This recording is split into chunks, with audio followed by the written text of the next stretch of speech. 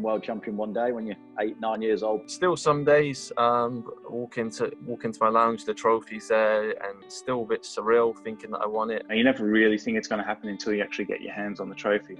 Oh, it meant everything to me, absolutely everything. It was everything that I ever dreamed of and everything that I ever worked for. I was stamping the cue as well on the ground. I just didn't know what to do. Weirdly enough, I remember being really calm on that shot because it was a shot that I'd hit thousands upon thousands of times since being 8 years of age, the shot to win the World Championships. To lift that trophy as same as all the other great players in the game, it's unbelievable feeling.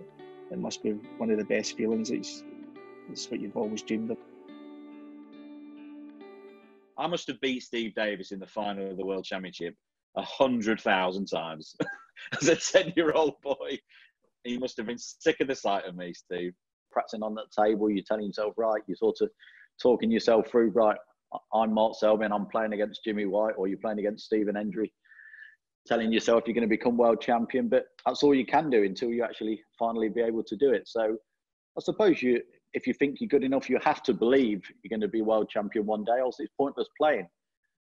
Whether you do or not is a different thing. I mean, it's definitely the hardest tournament to ever win over the 2 weeks, that's for sure. You know, we were just... after being there it was our 17th day, we were playing on adrenaline towards the end of it. I mean,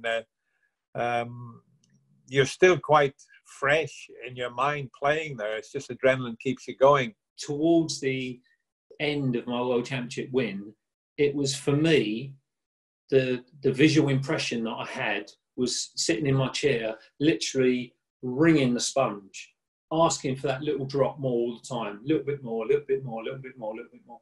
And that's what it was like. And it really is not only a battle of wills, really, with your opponent, it's actually the mind games that go on in your own mind and being able to overcome that, that is so challenging. I hit a wall, start of the second session, it was 4-all and I went 8-4 down. And I had everything I could possibly to get some sugar in me, Red Bull, chocolate, coffee, banana, to try and get myself back in it. You start believing things are going to happen. You know, you get on this crest of a wave, you're the young qualifier, you got to the final, everyone's saying you're going to win, and now you're 10-6 behind and probably going to lose. And it all felt a bit, oh, this has all been for nothing. In that final, even though I was so far behind, I thought to myself, look, who knows, I may never get to a final again. So there's no way in the world I'm just going to lay down and just let Ronnie walk all over me and go on and win it. You're not thinking about the outcome. You're just trying to win that last frame. And it was quite some time before we realized that we were involved in a bit of snooker history. And we never dreamt that 18.5 million and probably a lot more that watched the television in clubs where there was 60, 70, maybe 100 people watching. So who knows how many watched it. If we had a thought that there was going to be that many people watching, we wouldn't be able to hold the queue. Before winning the world title, you nearly jacked the game in, didn't you? And nearly went back to Australia, is that right? Yeah, I did. I think there was a few times where I fell off the tour. I think when I was like 16, 18, 20, I fell off the tour all of those years. I'd actually given up. I'd actually decided that was going to be my last tournament. And we'd see where my life took me. I'd gone and inquired about getting a job selling cars at Mercedes-Benz in Sheffield. And the guy there had said, well, you know, we'll start you out and see how you go. Get this snooker thing out of the way and come and start selling cars. Of course, what happened. And the next time I went in to see him, I went in to buy a car.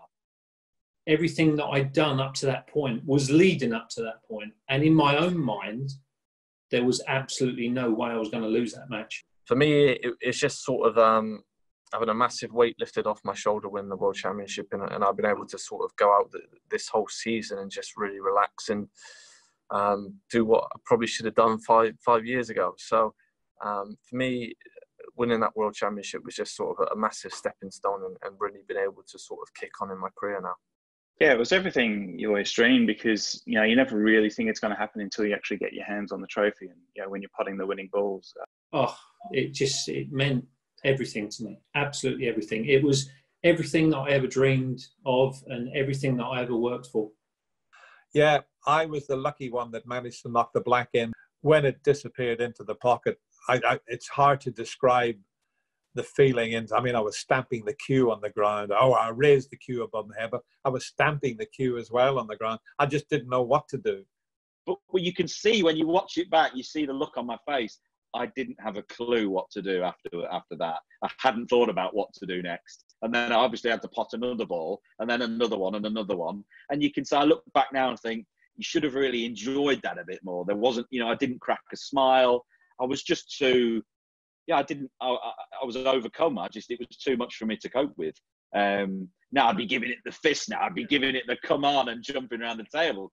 But, back then I didn't know the ropes. I didn't know how to celebrate victory. I was absolutely buzzing. I was, again, I had to pot the last red and the colours up to the blue. And when I came around to pot the blue, I'm bang on the blue, and the big chair, just knew then. And I saw Tony Drago, he's sitting in the press box right behind you there. And he was clapping like that. He had a big smile on his face. He was so happy for me. And that's when I smiled and looked up to my friends up in the balcony. And potted the blue and the pink, and it was all over then. And I gave Stephen a hug, and was just wanted to get my hands on that trophy. It was fantastic. I think now, when you think about it, I think back then you think it would happen again and again and again. That's what I was maybe thinking, and it maybe didn't mean as much as I'm sitting talking to you right now about it. I'm just looking over above me. It's the picture when I did win it. It's incredible. It really is incredible that all the years and all the hours, and you've put the hard graft in, and then it comes down to that final night, and then for you to be standing there with the trophy. I always remembered all the other great champions lifting it, and when they lifted it up, they always seen the little bulbs and the little bright lights that they were lifting the trophy up to. And then I can just remember looking up and seeing the same bulbs that people like Steve Davis and Alex Higgins and Stephen Hendry have lifted it up as well. And then for you to be one of them, it's hard to describe. It really is. It was one where I was able to enjoy myself. Normally when you're playing in that kind of atmosphere, you don't really remember a lot that's going on. You're trying so hard, but I was so in the zone that I could kind of take it all in. I had such a big lead that I was able just to sort of soak up the atmosphere, and that's probably another reason what made it so special. It was sort of, I was able to take everything in at the same time as knowing that whatever I'm going to do, I'm probably going to part, and is a feeling that probably not a lot of players have experienced in the World Championship final. It took me 6 months to really take it in, I used to, I'd stay in my mother's house there in Ranelagh in Dublin, and she'd be shining the cup every morning. It used to sit on our television in the front room, and people would be knocking on the door, can we come in and get a picture? Yeah, come on in, do you want a cup of tea? And every morning I'd get up, I'd come down the stairs, I'd go into the living room before I go down for breakfast. I'd pick it up, give it a big kiss, and put it back on the TV. And for 6 months, I was at the opening of an envelope with that cup everywhere. I remember a few days later having a dream that I'd got to the final and not won the championship. And I remember waking from the dream, being very disappointed, because I felt as if I'd imagined the whole last few days. I got a drink from the kitchen and came through the lounge, and there was the trophy. It took a long time for it to sink in what winning the World Championship means.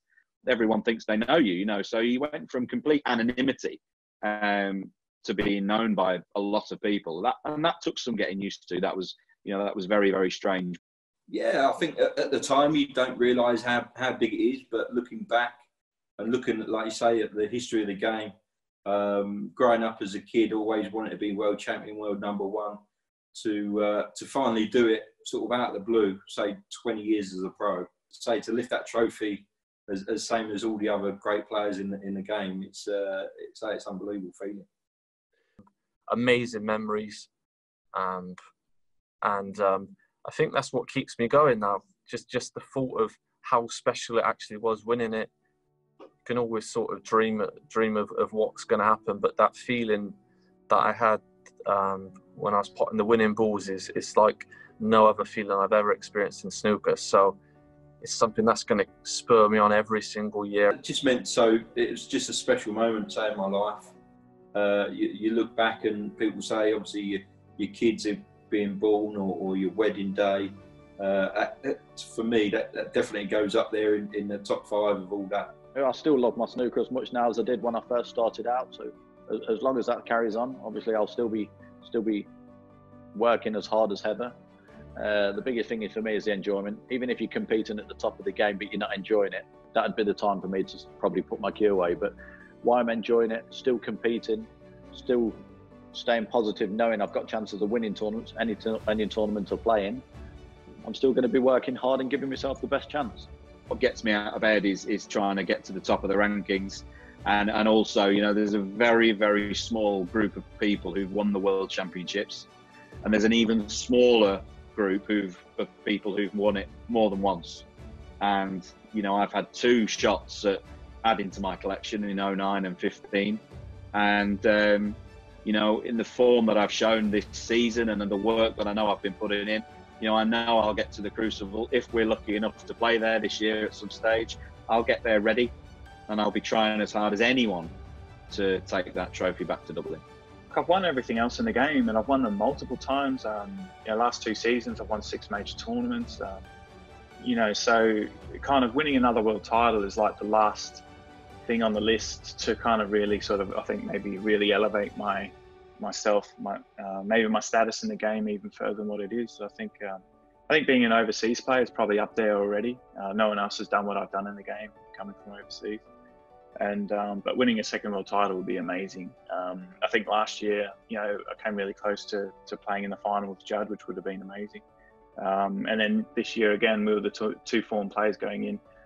You know, Judd obviously having an absolutely incredible season, but I wasn't too far behind either. I mean, someone mentioned to me if you could win it again anytime soon, obviously it would have to be maybe soon, the next year or 2, or who knows. It'd be the 4th decade that I would have won a world title in.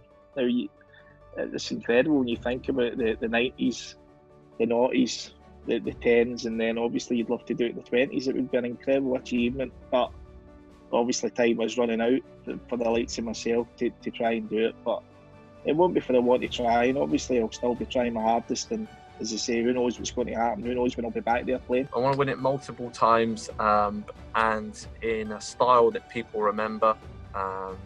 And yeah, I don't want to win it by the odd frame, end up fluking it. I want to be pummeling people into the ground, into submission, beating people with sessions to spare.